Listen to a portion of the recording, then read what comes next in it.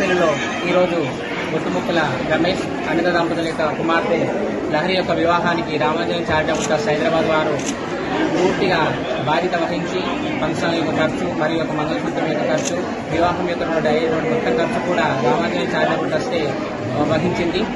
ఈ యొక్క Ramanjaneya charitable trust కుటుంబానికి ఆర్థికంగా అన్ని రకాలుగా కూడా కరోనా నుంచి కూడా వాళ్ళని ఆదుకుంటుంది.